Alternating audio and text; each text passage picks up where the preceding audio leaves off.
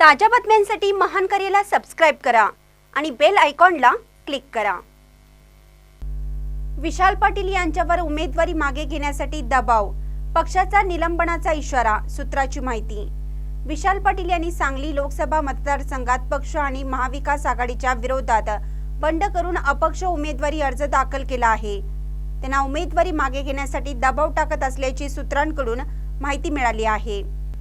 सांगली लोकसभा मतदारसंघात पक्ष आणि महाविकास आघाडीच्या विरोधात बंड कराल तर निलंबनाची कारवाई करावी लागेल असा इशारा प्रदेश काँग्रेस समितीचे विशाल पाटील यांना दिला आहे।